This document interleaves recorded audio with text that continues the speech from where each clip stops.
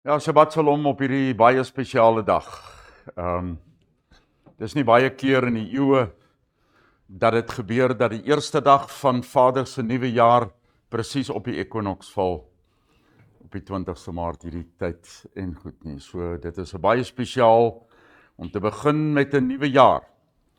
Om te begin met 'n nuwe tyd van Vader se inspraak in ons lewens, met 'n nuwe jaar waarin ons kan luister in dit wat Vader sê. In die laaste week het ons net weer ervaar hoe ontsettend belangrik dit is om dit wat Vader in jou plaas en dit wat Vader vir jou gee op te reageer. En dit is soos wat ons gesien het. So ons loof Vader vir dit wat hy doen en vir die pad wat hy besig is om oop te maak. Mense, daar is groot dinge besig om te gebeur. Ja, ons kon die dringendheid van gister om die dinge klaar te kry sodat ons met die volkskrifte by die Bybels kan uitkom ensovoorts was nodig. Die Bybels land maandag en dinsdag. Die 40 voete land maandag en dinsdag die 20 voet containers met die Bybels van Durban af. So, nadat ons die dag gewoers het om al hierdie goed klaar te kry, toe kry ek die boodskap. So, Vader wag partykeer vir jou om klaar te maak met jou voorbereiding. Nee, so ons loof Vader. Ons weet nog nie hoe laat en wanneer en wat is die storie nie. Hulle behoort seker deur die nag te ry, so ons verwag hulle vroeg die oggend, so ons het 'n hele paar dinge wat baie vinnig moet gebeur. Veral om die volkskrifte die oggend te kry, die maandag as hulle nou maandag kom, want môre is alles toe. So ja, dis maar net nuus vir almal. En dit is dat Vader, die Bybels is amper by ons. So dan begin die dinge vorentoe loop. Vader het vir ons besondere dinge gegee in hierdie tyd. En is ons maar net weer besig om eintlik te praat oor die gewone pad wat Vader vir ons gegee het, sy voetspoorpad. Wat 'n hinderniswedloop is. Jy het nie aangetree vir 100 meter nie. Die dag toe jy besluit het om hierdie pad te stap saam met Vader, het jy besluit om hierdie hindernispad te loop. Jy tree nie aan vir 'n hinderniswedloop en dan kla jy oor die goed wat in die pad staan nie. Dis deel van die wedloop. En daarom is elke ding wat Vader vir ons in hierdie tyd gee, dit wat ons moet verstaan, dis deel van die wedloop waarin ons is. Moenie op 'n syspoor afgaan nie, dan beland jy in die doringbosse en dan beland jy in die wildernis. En dan beland jy in die plekke waar jy nie hoort nie, en dan is die probleme wat jy kry niks te doen met die wedloop waarmee jy besig is. Bly in die wedloop, bly op die pad. En elke ding wat dan gebeur, is net deel van die gewone wedloop. Dit is wat hy aan mekaar vir ons probeer wys. Ons het laas keer geëindig waar hy praat met die fariseërs en leiers en hulle so 'n bietjie op hulle plek gesit het om vir hulle te sê, waar is dwaalinge en wat is dit wat nie reg is in hulle lewe nie? En somtyds, en Vader gaan verder aan in hierdie hoofstukke baie duidelik met sy kinders praat ook daaroor, het die kind van God die konsep, ag ons los dit maar net uit, dis vals, maar dis okay. Partykeer ontken ons hom. En ons sal kyk wat sê hy vir ons daaroor. Maar hy gaan nou aan en hy praat verder. En hy praat ook met die kenners van die wet. Want hulle het die sleutel van die kennis weggeneem. Hierdie is 'n baie belangrike woord in die skrif. Daar staan nie julle het die kennis van mense weerhou nie, daar staan nie julle het vir hulle valse here gegee nie. Daar staan, julle die sleutel van die kennis weggeneem. Hoekom is dit dat in die teologie en in die sogenaamde die Bybelskole waar die Bybel geleer word, en hoekom is dit dat op ontsettend baie plekke wat God se woord geleer moet word,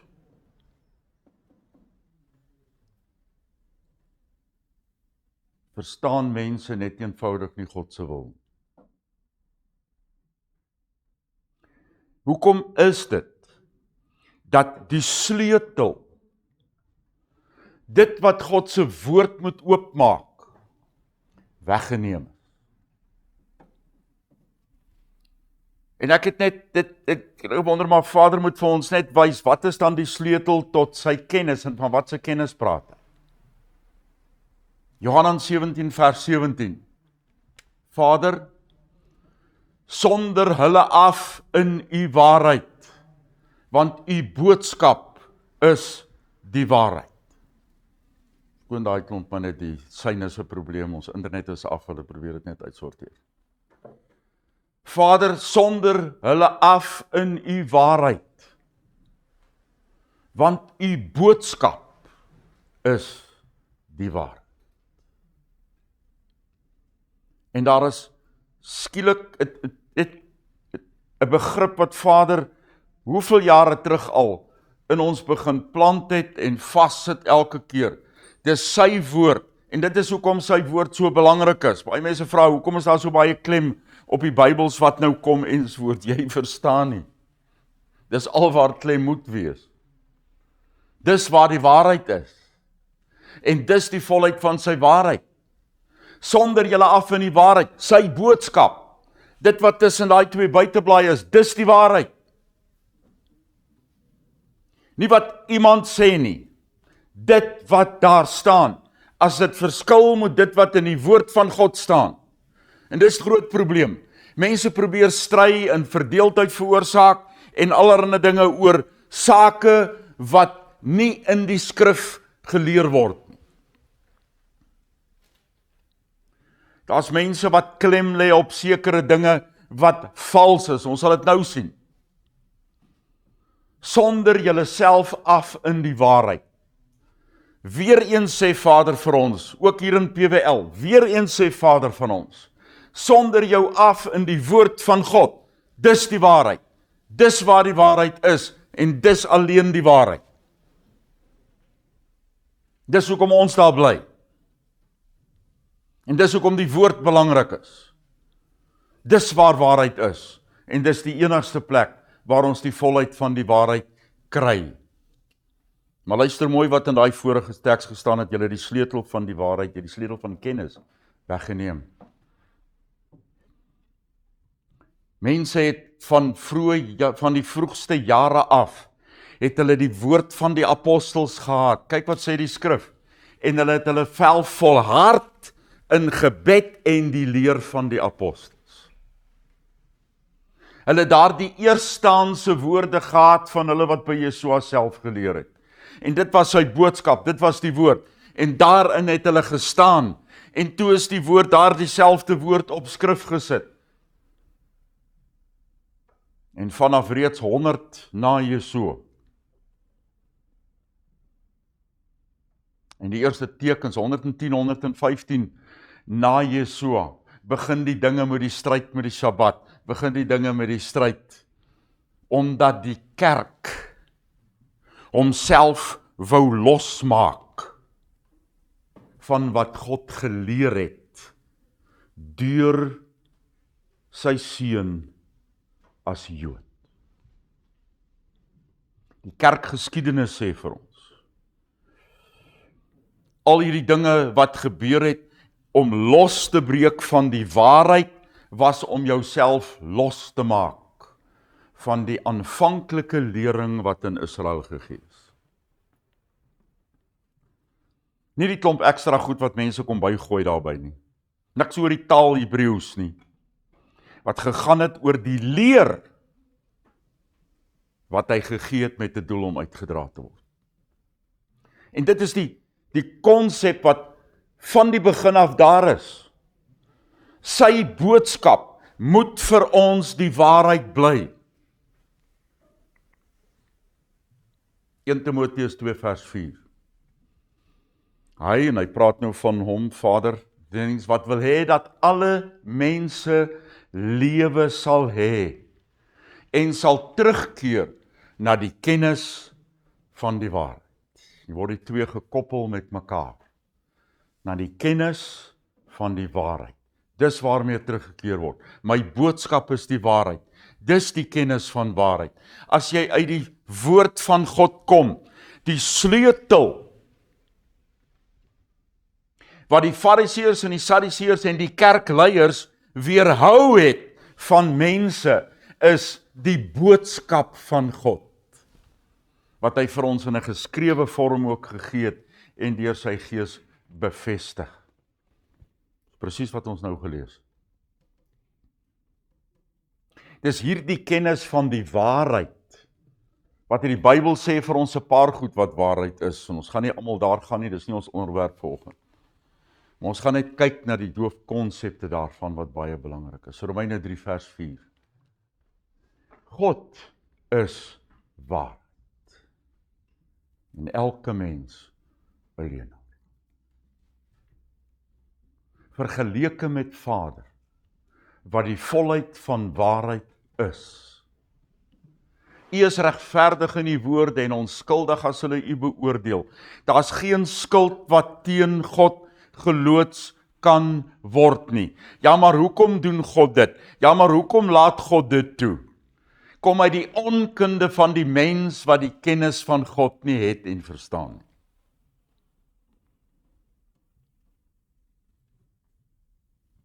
Dis wat die skrif sê, hy is onskuldig. Elke aanklag wat enige iemand teen hom probeer gee. Johannes 14 vers 6, ons wil amper sê die gemeentevers. Jesua antwoord hom, ek is onveranderlik dieselfde. Die pad, die waarheid en die lewe. Niemand gaan na my Vader toe behalwe deur my.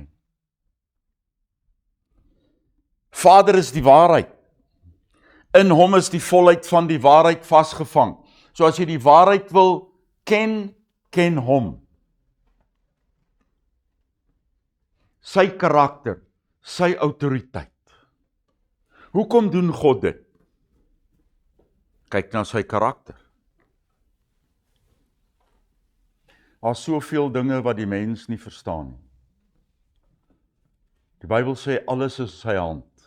Ek het weer dit gaan en so 'n bietjie daarvan bygesit ook, omdat dit vir my baie spesiaal is. Hy laat nie 'n mossie doodgaan sonder om te weet daarvan nie. Jy het ooit aan die konsep gedink? Nou, hoe dink jy is hy buitekant dit wat in jou omstandighede is? Kom dink jy hy weet nie wat gebeur nie? Hoekom is daar lyding wat baie keer lank aanhou, wat mense nie verstaan nie?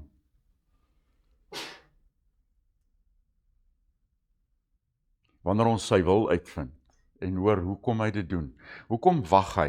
Is daar dalk iemand wat moet regmaak? Is daar dalk iets wat moet kom regmaak met jou? Is daar dalk iets wat jy nog nie uitgesorteer het nie? Is dit nie dalk Vader se absolute onverdiende guns wat vir jou kans gee nie? Vergeet die pyn, vergeet die res. Dit is dalk maklik vir my om te sê, maar hoor net wat ek vir jou sê. Vader se onverdiende guns om te kom op 'n punt van ware skoonheid en reinheid. Dis dit nie dalk waarvoor hy wag nie.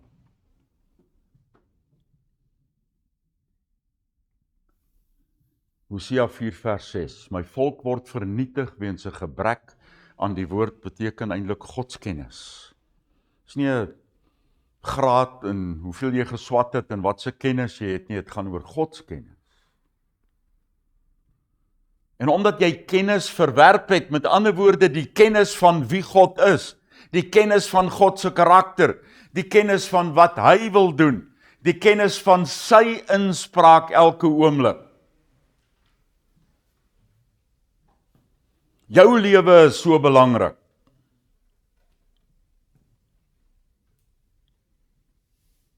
En dan herinner ek my elke keer as ek hierdie goed sien, herinner Vader vir my elke keer aan wat hy gesê het. Hy wat sien, en vader en moeder en kind en broer en suster en familie met ander woorde belangriker ag as ek is hy werd om in die koninkryk te kom. Hy het dit huis toe gebring, hy het dit baie naby gebring, sodat al die ander makliker is om te verstaan. Selfs jou familie en selfs jou besluite wat jy maak, as daar die naby deel vir jou dan belangriker is, as God en sy koninkryk, hoe dink jy kan jy die res aanvat? Dis hoekom hy dit so naby aan die huis gebring het. Hy het nie gesê jou werk en jou ander dinge nie, daai is verwe. Hy het dit naby aan die huis gebring, sodat elke kind van God werklik kan verstaan waaroor dit gaan. Wat is vir hom die belangrikste? Omdat jy kennis van God verwerp het, sal ek jou ook as my priester verwerp. Ek stel jou aan as priesters in my koninkryk. Hoe kan ek jou aanstel as priester in my koninkryk? Hoe kan jy priester in die koninkryk wees, as daar vir jou dinge is wat belangriker is, en wat jou tyd opneem? Ek wil hê jy moet nou priester wees, ek wil hê jy moet nou hier wees waar jy beskikbaar is, ek wil hê jy moet nou daar wees waar ek met jou kan praat, maar ek kan nie, want jy sê daar nie, ek kan jou nie as priester gebruik. Aangesien jy die wet van jou God vergeet het, sal ek ook jou kinders vergeet. Dis 'n verskriklike woord.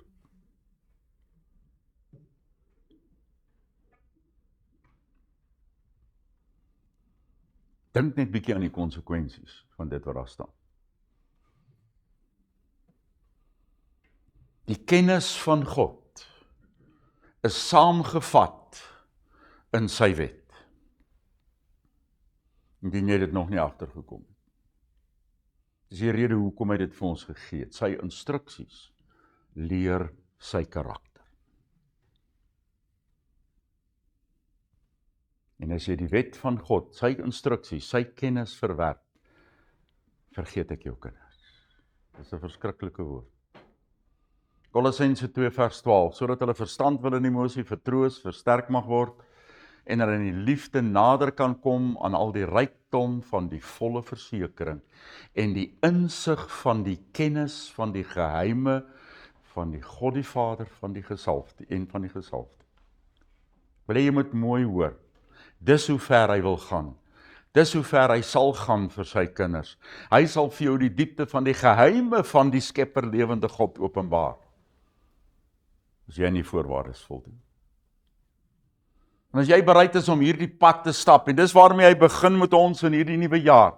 In hierdie nuwe jaar begin hy met ons die pad, wat hy vir ons sê, ek gaan op jou tone trap, ek gaan met jou hart praat, ek gaan vir jou sê waaroor dit gaan, want ek wil my liefdevolle omgee, ek wil my volheid van wie ek is aan jou openbaar. Dis hoe ek wil hê moet jy hierdie jaar loop.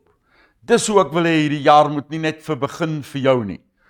Dis hoe ek wil hê hierdie jaar moet reg deurloop, totdat jy kom aan die einde van hierdie jaar, aan die kennis van die geheime van God die Vader en van Jesua die gesalfde. Dis hoekom ons verlede week daai bespreking gehad het oor wie Jesua is. Dit is hoekom Vader week na week na week sy karakter vir ons openbaar.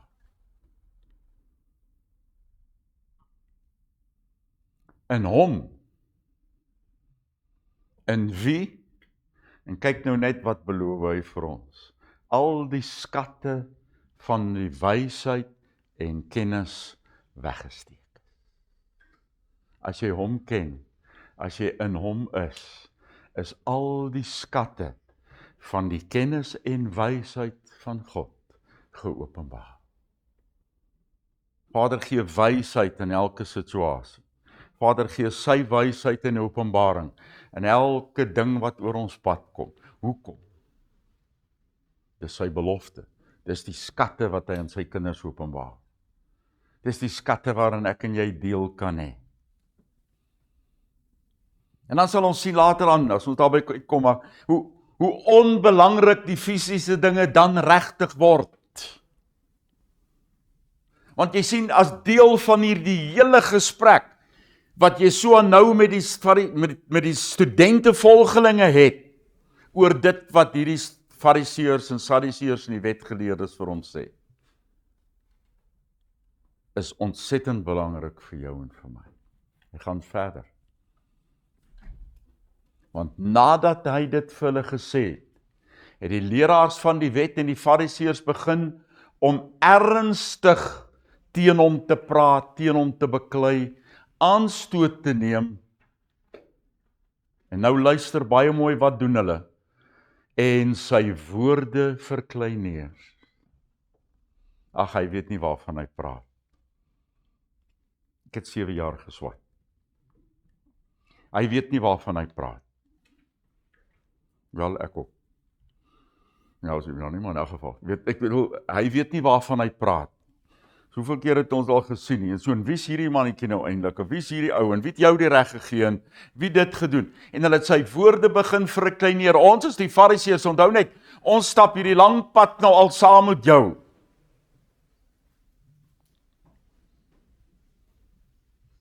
En tydens ons gebedstyd vanoggend, saam met die ander ouers het daar net iets weer, en terwyl hulle bid, is daar iets wat vir my maar net weer duidelik geword het, ja, jou pa het jou sekere goed geleer, en die dominee het vir jou sekere goed geleer, en die onderwyser het vir jou sekere goed geleer, en baie keer is daardie dinge in die pad van jou en my, om God se woord te aanvaar.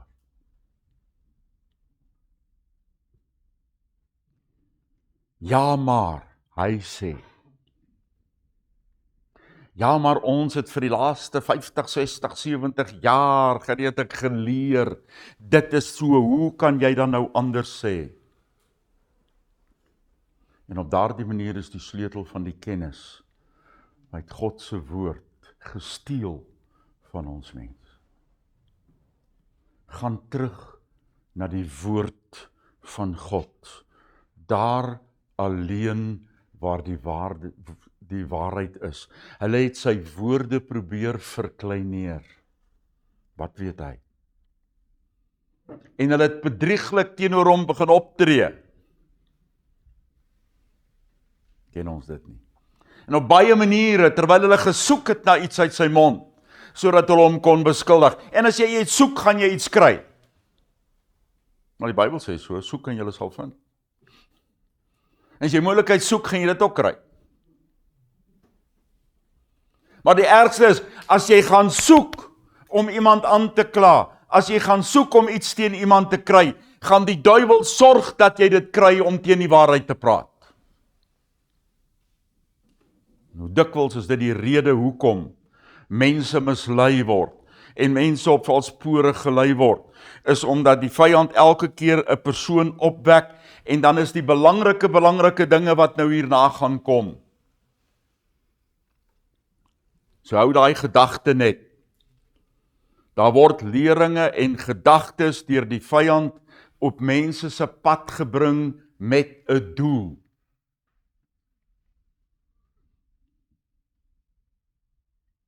Die volgende teks,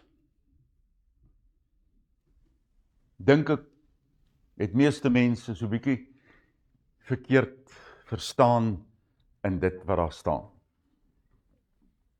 Almal van ons, kom ons kyk.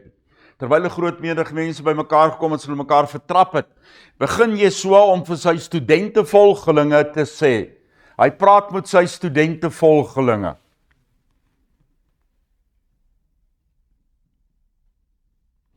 Eerstens moet julle versigtig wees vir die suurdeeg van die Fariseërs, nie waar nie? Wil ons moet baie mooi lees in hierdie oggend. Versigtig wees onder julle self vir die suurdeeg van die Fariseërs. Hulle gaan aanhou leuns verkondig, hulle gaan aanhou dinge verkondig wat nie in die woord van God is nie.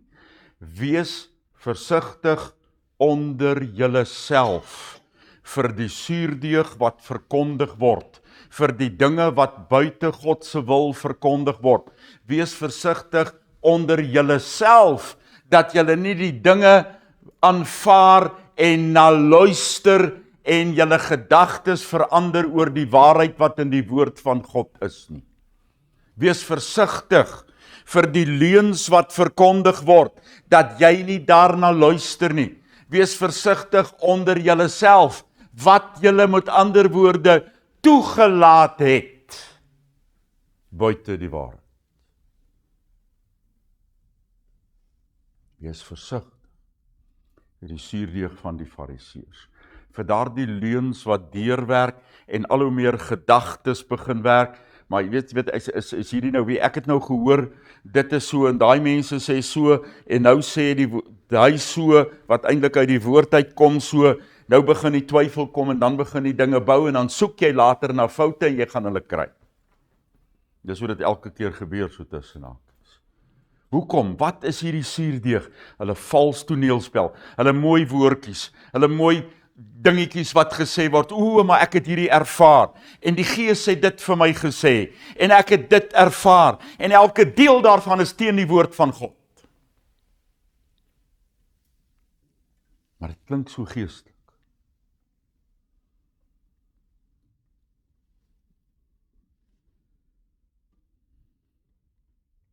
Ek weet nie wat ek wil sê. Lukas 12 vers 2. Daar's niks weggesteek wat nie openbaar sal word. Jy dink jy voel die kinders van God. Hy sal dit openbaar. En hy het snaakse maniere om dit te doen. Geheim wat bekend sal word nie, en daar's niks wat jy in die donker sê, wat nie in die lig gehoor sal word nie. En het ons hoeveel keer dit al ervaar. Vader het sy maniere, en wat julle in die binnekamer in die ore gefluister het, sal op die dakke verkondig word. Vader sal nie toelaat dat mense op valshede saamgesweer word nie. En as jy begin luister daarvoor en aanhou luister daarvoor, gaan jy nie kan terugkom na die waarheid toe nie. Luister nou maar mooi vir my. Dis prakties ondervinding wat ek nou vir jou sê. Nie vir myself nie, maar wat ons gesien het reeds in mens. Maar ek sê vir julle, my vriende, ek hou daarvan. Jesua, wat die Gees van God, die gesalfde een, wat die Gees van God ten volle ontvang het, praat met sy studente volgelinge, en sê vir hulle, luister, julle ouens wat nou onder my is. Nee, hy praat met hulle en sê, my vriende. Hy lig homself nie op nie. Hy weet wie hy is. Hy's deel van die span. Hy's deel van die span, hy's die een wat moet voorloop, maar hy's deel van die span. Moenie bang wees vir hulle wat die liggaam doodmaak en daarna niks meer kan doen nie. Nou dit al klaar is 'n verskriklike ding vir meeste mense. Want hulle is so bang vir mense om hulle dood te maak en hulle seer te maak. Hulle is so bang in hierdie wêreld vir dit. En die Bybel sê, moenie bang wees vir hom wat jou liggaam kan doodmaak nie, want wat kan hy eintlik aan jou doen? Sorg dat jou lewe reg is. Sorg dat jy gereed is. Want wat maak dit dan saak? Waarvoor is jy eintlik bang? Nou nie, ek sê nie, maar jy weet, miskien nog bang is ons nie reg nie.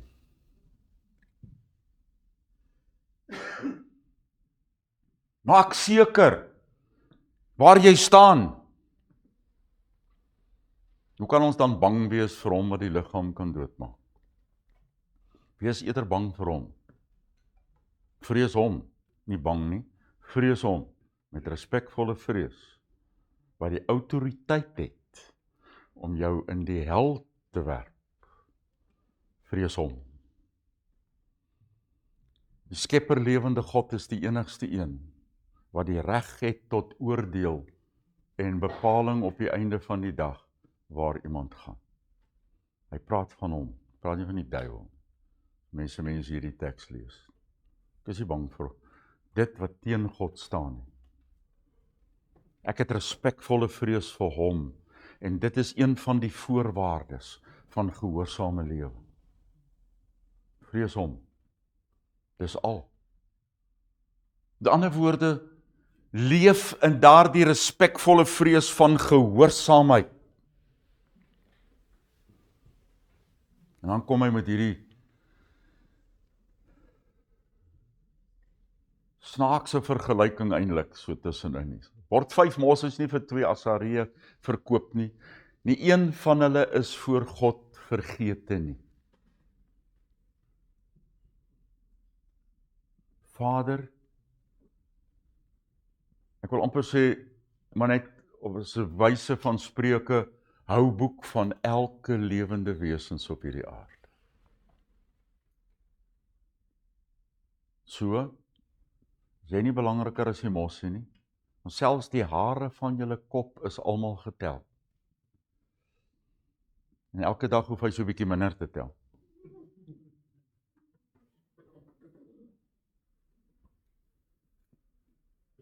Wees nie bang nie. Julle is meer werd as baie mossies. Hy hou die mossies se gedagte, maar Titjou sê hierdie vers, word 2 mossies nie vir Asarion verkoop nie. Nie een van hulle sal op die grond val sonder julle Vader se wil nie. Ek dink ons mis daai teks. Ons mis daai teks heeltemal. Ons mis dit. Niks sal gebeur sonder sy wil nie. As jy in die koninkryk van God is dit Vader se wil oor jou lewe. Daar staan dit. Nie een van hulle sal op die grond val sonder julle Vader se wil nie. Kyk na die voëls in die lug, sê Matteus 6:26. Hulle saai nie, hulle maai ook nie, en hulle stoor nie kos in skure nie, en tog voed julle hemelse Vader hulle. Is julle nie baie meer werd as hulle nie? En hy praat hier oor die mens en die belange van die mens en die belangrikheid van die mens en wat Vader van jou sien en hy kyk na jou en jy is vir hom belangrik. Jy is die moeite werd.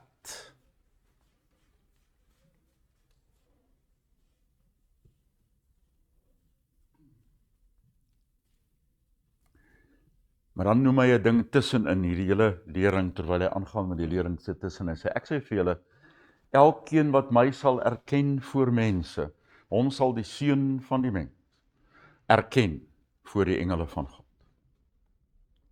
Elke een wat my sal erken voor die mens. Hoeveel geleenthede kom daar oor jou lewe, waar jy die karakter, die werke, die verlossing, die lewe, die getuienis van Jesua voor mense kan bring.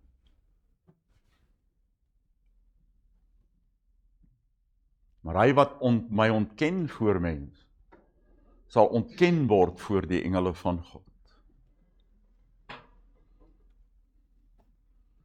Ek kyk nou die dag en kyk sommer net so na vir Pessach en so musiek, goed wat ek wil net gebruik vir sekere dinge, en kyk so dat en daar kom 'n lied daarop, is 'n Afrikaanse lied, ek het nog nooit die ding gehoor nie, en ek weet nie eers wie sing dit nie, en ek is nie baie gepla oor al die goed nie, want daar is te veel AI goed ook op die web deesdae.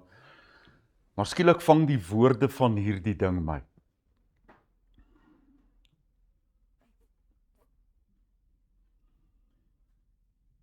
Vader vra vir my, het jy dit gedoen? En ek sê, ek het nie tyd gehad.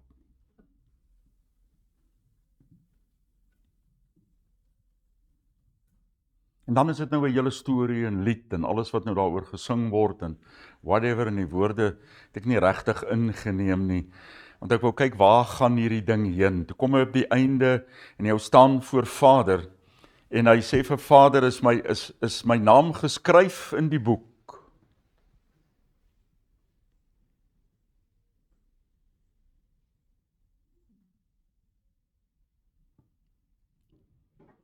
En dan hierdie fantastiese deel, maar net hierdie eerste deel wat eers skokkend is, en Vader se antwoord. Maar ek het nie tyd gehad.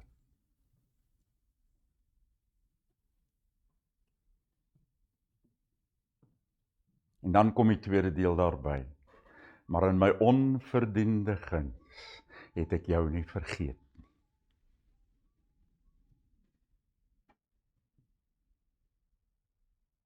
Jy het altyd nog 'n kans.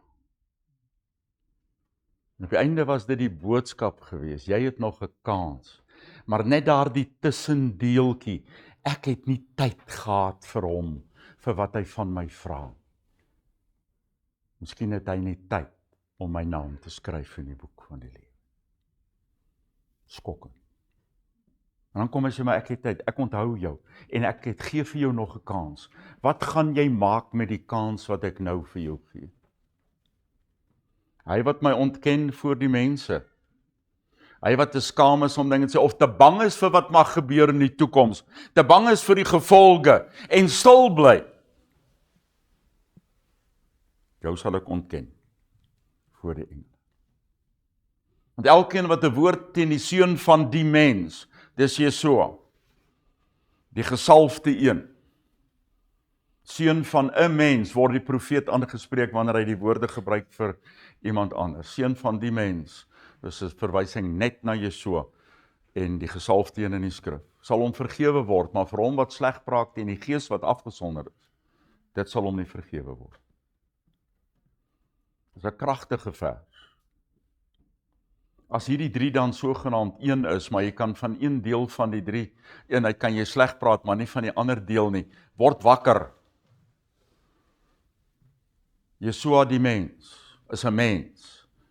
En net so min as wat jy van my sleg praat, dat dit skielik, jy weet, tot finale oordeel is, maar niks wat teen die gees van God gesê word, kan vergewe word.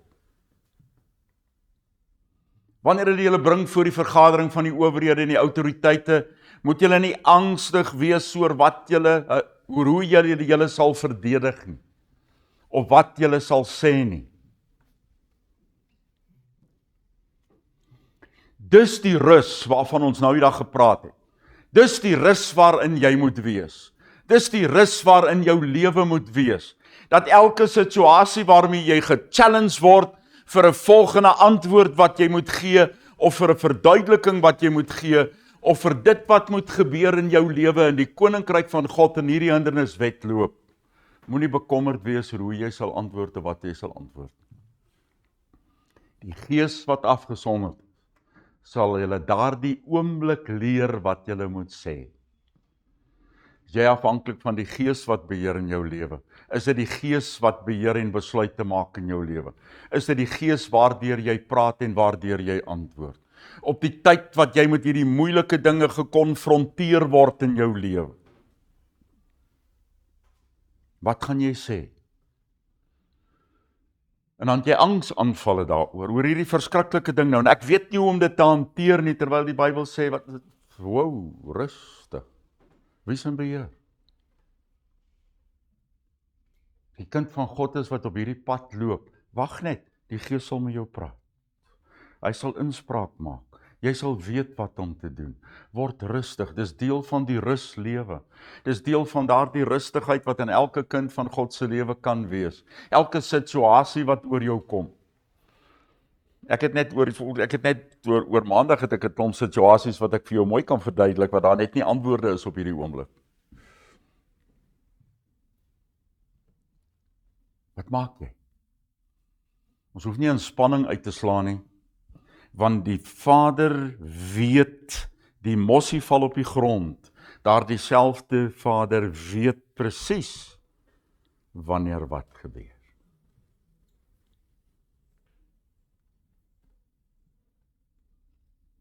Donderdag, terwyl ons die plek voorberei finaal, het ons die vorige dae probeer doen en het gereën het, gewag tot op die laaste tye.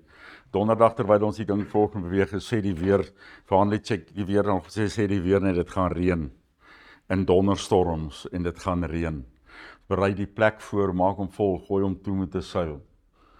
Daar het 'n paar druppels wat nie eers lees in die meter nie in die nag geval.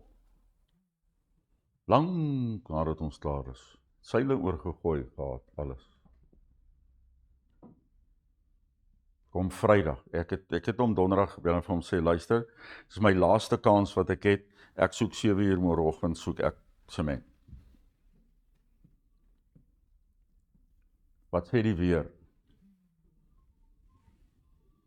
Ek lag altyd, dit is altyd vir my ding, ek hou daarvan. Die weer sê dit gaan reën, en donderstorms, en daai tyd af, ons gaan reën hê, ensovoorts en so aan. Okay, maar ons sê, dit lyk alright, so ons weet, dis okay. Kyk die goeders in, ons het op die uiteinde, jy weet, 8 kubieke meter sement gehanteer. Dankie vir almal wat kom help het. Dit is ongelooflik. Ons kon sommer 'n tweede ding klaar kry wat al baie lank al gedoen moes geword het, maar het ons ook sommer klaar gemaak het. En die goed is gegooi ensovoorts en so aan. Want die reën gaan kom, sê die nuus en weer nie 'n druppel reën gehad nie.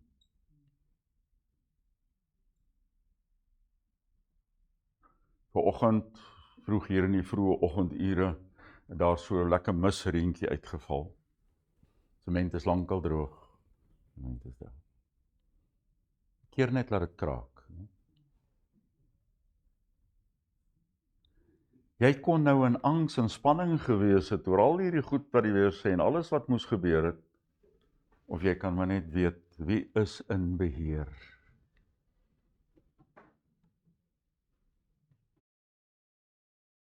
Net soos wat maandag sal gebeur. 'n Man uit die skare sê vir hom, leermeester, sê vir my broer dat hy 'n erfenis met my moet deel. Jy sê vir hom, man, weet my as regter en verdeler oor julle aangestel. Ek het nie gekom om betrokke te raak in gewone oordeele en dingetjies op hierdie aarde nie. Ek het nie hier om jou persoonlike dingetjies uit te sorteer wat niks te doen het met die koninkryk. Want weet jy wat sien ek hierso? En ek praat nou uit die geesoortuiging van dit wat jy so toe later gesê het. Sê, weet jy wat sien ek hierso? Ek sien greed by jou.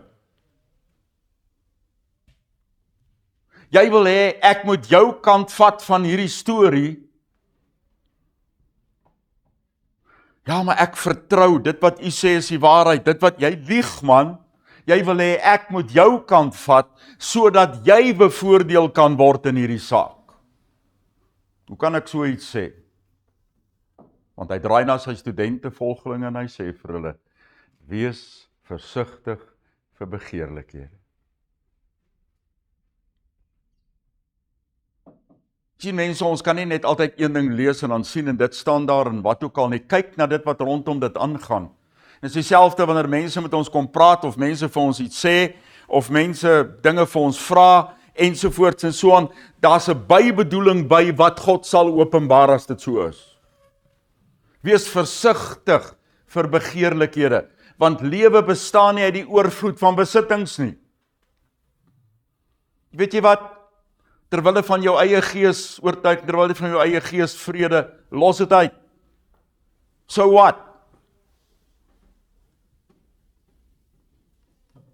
Wees versigtig vir begeerlikhede. Want hierdie lewe bestaan nie uit die oorvloed van besittings nie. Nou is baie mense wat dit nog nie verstaan. Daarom vertel hy toe vir hulle 'n vergelykende storie, om dit vir hulle te verduidelik wat hy sê. 'n Sekere man se grond het baie voortgebring. Wow, halleluja, prys die Here. Dit is fantasties, daar is niks fout nie. Wat's fout daarmee? Dis 'n seëning. Vader seën hierdie ou.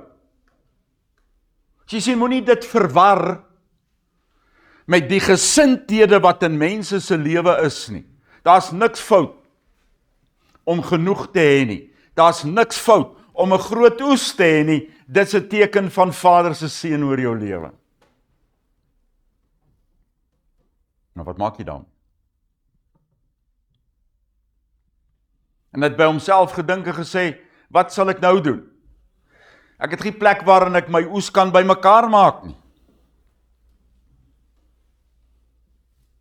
Maar kan jy 'n tendens hier sien? Kan jy 'n konsep sien in Jesua se storie wat mense moes gevang het? Dit gaan alles oor homself en sy besluite. Vader word nie hier geken nie. En dit sal ons sien nou, soos wat die ding uitspeel. Want hy sê, dit sal ek doen. Ek sal my skure afbreek en groter skure bou. Sodat ek my opbrengste en luister mooi en my goed daarin bymekaar kan maak. Ek sal vir my 'n plek bou waarin ek kan hoort, waarin ek kan stoor, wat ek al my goed bymekaar kan hê. En ek gaan 'n 3-dubbele slot op die ding sit. Dis myne. klink na 'n gewone gesindheid. Wat ons mense so gewoond is aan dat hulle nie sien wat hier besig is om te gebeur nie. En ek sal vir myself sê,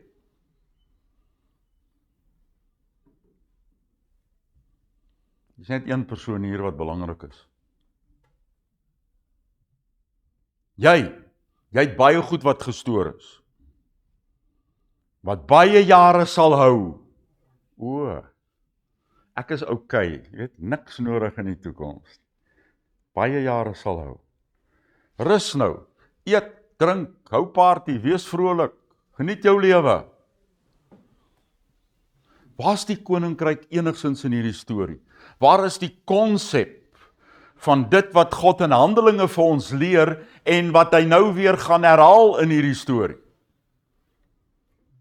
God het egter vir hom gesê, jou dwaas, in hierdie nag sal jou gees van jou teruggeneem word en wat jy voorberei het, wie sal dit dan wees? Ek het hierdie baie. Ek het vir die toekoms nie enige probleme nie. En dan, wie gaan dit môre wees? As jy nie daar is. So gaan dit met hom, wat vir homself skatte bymekaar maak, en nie ryk is in God nie. Niks fout om ryk te wees nie, dan waarin is jy ryk? En ek weet in hierdie lewe waarin ons leef, in die moderne lewe waarin ons leef, en alles gaan tog daaroor, en alles gaan oor prys. Sê vir my, met hoeveel gaan die dieselprys op?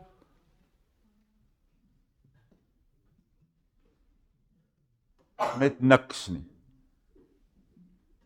Want die een wat R2 voorsien, is die een wat R4 kan voorsien.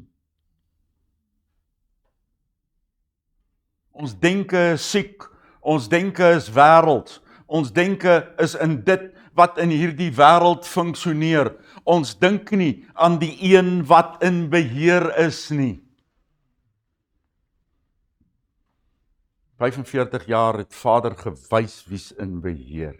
En as jy bekommerd is oor die dinge, kan hy jou nie help. Want jy staan in beheer. Staan uit die pad uit.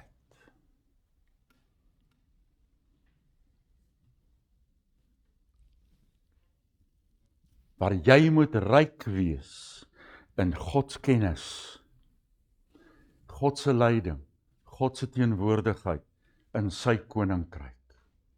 En hy sê vir sy studente volgelinge, ek sê daarom vir julle, moenie angstig wees oor julle lewe nie.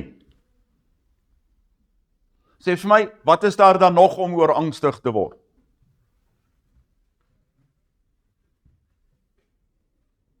Moenie angstig wees oor jou lewe nie, oor wat jy sal eet, oor jou liggaam, wat jy sal aantrek nie. Want kos en klere is die basiese behoeftes van die mens, soos Saul dit sê, wat deur Vader voorsien word. Vir sy kinders, wat gehoorsaam is, want dis die voorwaardes wat hierby kom. Moenie bekommerd wees oor jou lewe nie. Jy het nie nodig om bekommerd te wees oor jou lewe nie, anders vertrou jy hom nie, want wie is in beheer?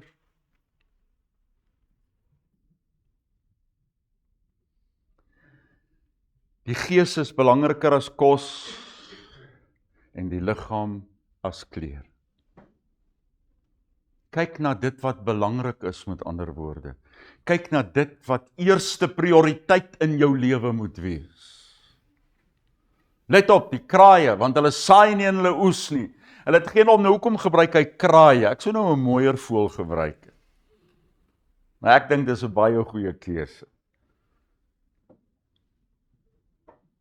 Hulle het geen opgaar plek of skuur nie, en tog voed God hulle. Hoeveel meer is julle nie werd as die voëls nie? Jy sien, hy's nog terug by dieselfde ding van die begin af. Jy is kosbaar. Ek wil vir jou voorsien. Ek wil vir jou genoeg gee. Ek wil graag in beheer wees, sê die Skepper lewende God. Wie van julle kan deur ywerig te wees 1L by sy lengte voeg? En as jy hierdie simpel eenvoudige dingetjie nie eers kan doen nie, waarom probeer julle vir julle self sorg en al die ander dinge?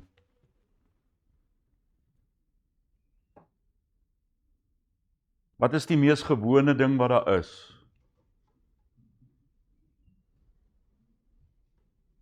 Sê vir my, kan jy self sorg dat jy asemhaal?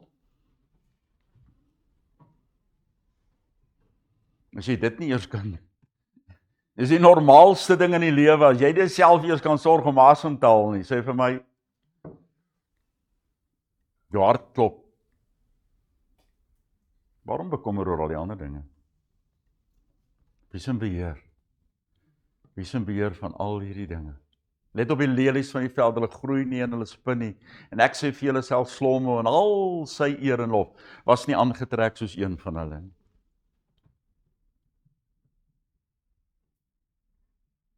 As God dan die gras van die veld wat vandag aantrek, of wat vandag daar is en môre in 'n oond gegooi word, so aantrek, hoeveel keer beter is hy nie vir julle nie? En ek wil amper daarby sê, klein gelowiges. Hoeveel keer beter as die veld, die lelies, die velde, die volstruise daar buite, die gras wat daar groei. Hoeveel te meer is jy nie belangriker vir hom nie?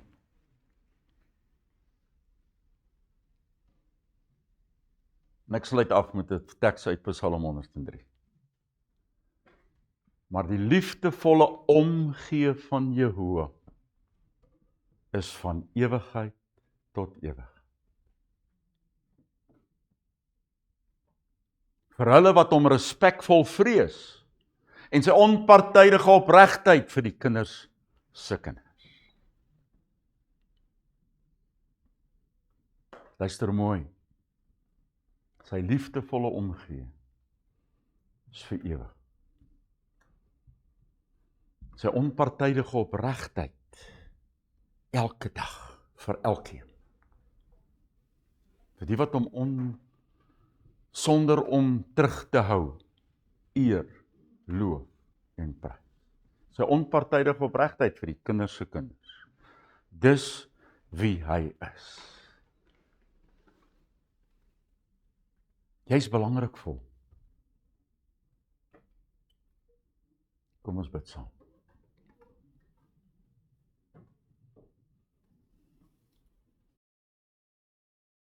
As niks groter vir ons Vader, as om U liefde te begin verstaan. U omgee vir ons te verstaan in hierdie dag. Deur seer en pyn en lyding, hierdie vreugdes, en geboorte en in dood, en wat ook al rondom ons gebeur. U is die God van lewe en U is die God wat omgee. U onverdiende guns is met ons elke dag. Ons loof U, Vader, hoe groot is U. En ons loof U vir U teenwoordigheid in ons lewens. En Vader, ons bring hierdie tyd na U toe. Ons weet, U het vir ons die pad gegee, om in hierdie jaar op die pad te loop wat U vir ons wys. Weg te kyk van die dinge rond. Vas te hou aan kennis van die boodskap, die waarheid van die Skepper lewende God. Dis wat ons wil doen. In die naam van Yeshua. Amen.